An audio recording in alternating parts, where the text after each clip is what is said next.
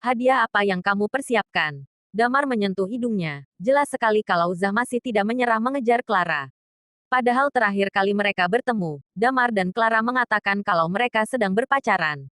Ditambah lagi anak dari pimpinan Bank Royal cabang kota JC, dia pasti juga mengejar Clara. Wendy memandang Damar, oh iya, kan kamu menyuruh Damar jadi pacar bohonganmu. Sekarang kalian pura-pura lagi saja supaya para buaya di dalam itu tidak bisa berulah. Clara menggigit bibirnya sambil melihat Damar bingung. Lebih tepatnya, dia takut mengambil keputusan dan justru akan merepotkan Damar lagi. Tapi Damar yang mendengar usul dari Wendy itu berpikir kalau itu adalah solusi terbaik. Tapi dia dan Wendy sudah terlihat bersama beberapa kali, entah para buaya itu tetap percaya dengan sandiwara mereka atau tidak. Clara masih memandang Damar penuh harap. Damar mengangkat bahu dan berkata, aku setuju saja. Tapi aku sudah sering berada di antara kalian berdua, entah mereka akan percaya atau tidak. Clara tersenyum pahit, benar juga. Mereka mungkin tidak akan percaya. Sudahlah, biarkan saja. Kalian bisa masuk dan cari tempat duduk. Di dalam sudah ada Diska dan Gladys. Apa kamu kenal mereka? Tanya Damar. Aku dan mereka berdua berteman waktu kuliah dulu. Tapi seingatku dulu Gladys tidak suka pada Diska, dan aku juga tidak terlalu suka dengan sifatnya. Aku tidak menyangka kalau mereka malah jadi pasangan sekarang, kata Clara sambil mengangguk. Damar terkekeh, apa mereka datang bersama? Mereka pasti sudah janjian lebih dulu. Damar tidak menyangka kalau Clara juga alumni dari Universitas LH. Sebagai lulusan salah satu universitas favorit di negeri ini, tidak heran kalau Clara dapat bekerja di Bank Royal. Setelah mereka bertiga mengobrol beberapa saat, Wendy dan Damar memutuskan untuk masuk ke ruangan. Di dalam sana, sudah ada banyak tamu yang datang. Ruang pesta kali ini tidak terlalu besar, di dalamnya hanya ada 4 meja bundar besar. Sudah ada banyak orang yang duduk di kursi yang tersedia.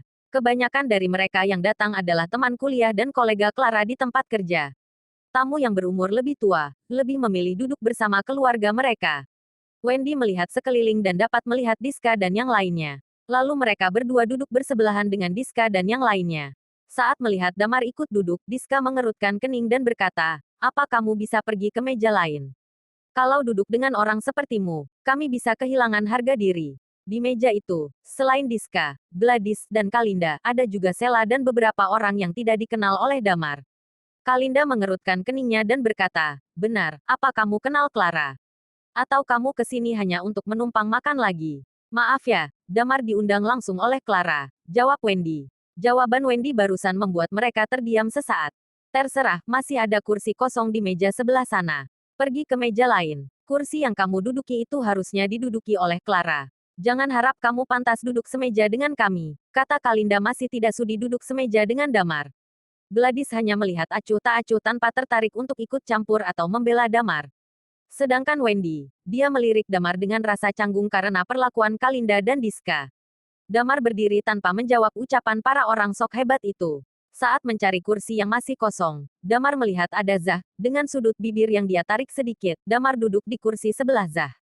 Zah hanya diam bosan melihat sekeliling sambil menunggu Clara. Begitu dia melihat Damar mendekat, ingatan kalahnya Erlangga terlintas di kepala Zah.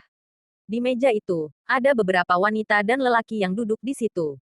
Saat melihat Damar, entah mengapa mereka membuat senyuman penuh arti. Dia siapa? Seorang lelaki berkulit gelap berpakaian mewah bertanya. Dia Damar, jawab Zah sambil menoleh ke arah lelaki itu. Ah, Damar, perkenalkan aku anak dari pemilik Bank Royal. Namaku Sandi Mahawira, kata Sandi sambil tersenyum pada Damar. Oh iya, jadi kamu Damar yang jadi pacar palsunya Clara dan setelah itu menempel ke Wendy. Kamu beruntung karena Erlangga tidak melakukan apa-apa padamu, kata Sandi sambil menyesap segelas wine yang berada di atas mejanya.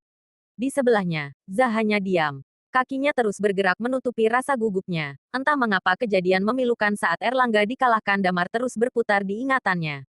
Wajar saja kalau Sandi tidak mengetahui kejadian yang sebenarnya. Erlangga tidak akan membiarkan kejadian memalukan itu bocor dan merusak harga dirinya. Yah, terserah kamu saja, kata Damar sambil tersenyum. Sandi terus mencibir sambil melirik Damar dengan wajah kesal. Kamu pasang tarif berapa untuk bisa jadi pacar palsu? Aku dengar sebelumnya kamu bekerja jadi kuli angkut ya. Kok Clara dan Wendy mau denganmu yang seperti ini? Herannya, kenapa mereka tidak bisa cari orang yang lebih keren untuk dijadikan pacar palsu? Orang-orang yang duduk di satu meja dengan mereka tertawa. Sesekali mereka menutup mulut mereka dan terlihat saling membisikkan apa yang mereka pikirkan satu sama lain. Tentu saja hal-hal yang mereka anggap lucu dari Damar. Zah ikut menyeringai saat mendengar ucapan Sandi yang menohok. Para pelayan mulai berdatangan sambil membawa nampan berisi piring dengan hidangan menggiurkan. Tak berapa lama, Clara masuk ke dalam ruangan. Dengan senyuman manis merekah dia mulai menyapa para tamu undangan. Terima kasih kepada kalian semua yang sudah menyempatkan hadir di pesta ulang tahunku. Silakan menikmati hidangan yang tersedia. Oh iya, Gwyn di sini enak sekali, jangan lupa untuk mencicipinya. Setelah kita selesai makan, aku sudah memesan tempat di M Grand Karaoke. Kita akan karaoke sepuasnya di sana. Setelah itu, Clara duduk di kursi yang ada. Suasananya santai. Dentingan sendok sesekali terdengar saat para tamu menyendok makanan di piring mereka. Saat tengah asyik bercengkerama, seorang wanita mengeluarkan sebuah kotak dan memberikannya pada Clara. Kak, selamat ulang tahunnya. Ini hadiah untukmu, sepasang anting yang sangat cantik. Pasti sangat cocok kamu pakai, Kak. Clara membuka kotak berbahan beludru yang tak lebih besar dari telapak tangannya itu. Sepasang anting-anting dengan bandul berlian terlihat begitu mewah bertengger di sana. Wah, terima kasih sayang, kata Clara sambil tersenyum ramah.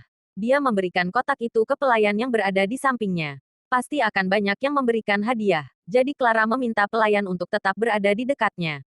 Benar saja, setelah melihat seseorang memberikan hadiah untuk Clara tadi, satu persatu orang mendekati Clara.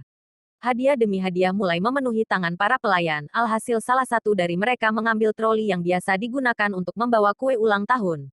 Setelah orang-orang selesai memberi hadiah, Wendy berdiri sambil tersenyum. Dia memberikan sebuah kotak yang berukuran cukup besar. Ini hadiah dariku, kamu kan suka mengoleksi barang pecah belah. Warnanya kombinasi biru dan putih. Aku beli di Overseas dan memilihnya sendiri. Aku harap kamu suka. Clara tersenyum senang. Terima kasih, Gwen, aku sangat suka. Di sebelahnya, Diska ikut berbicara. Wah, corak ini cukup bagus. Biar aku tebak, harganya pasti sekitar 600 juta, kan?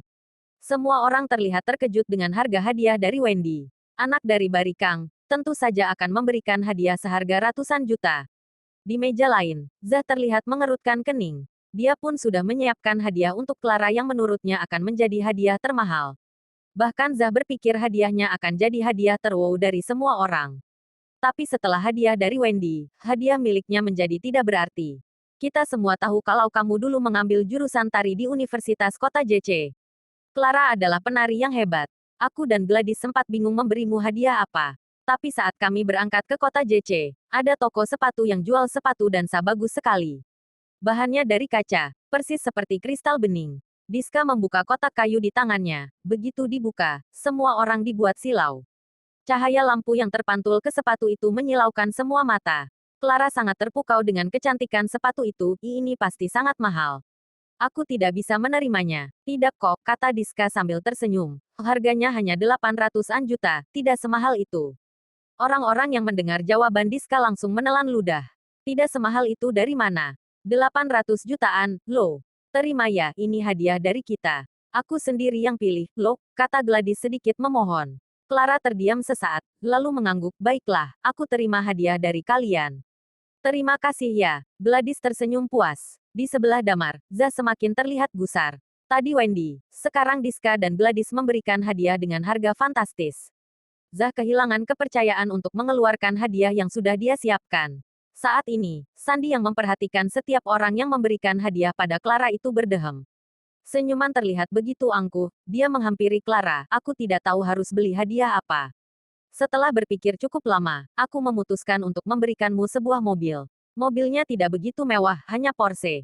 Semoga kamu suka. Zah menganga Porsche. Harga mobil ini tentu saja lebih mahal dari sepasang sepatu kristal tadi.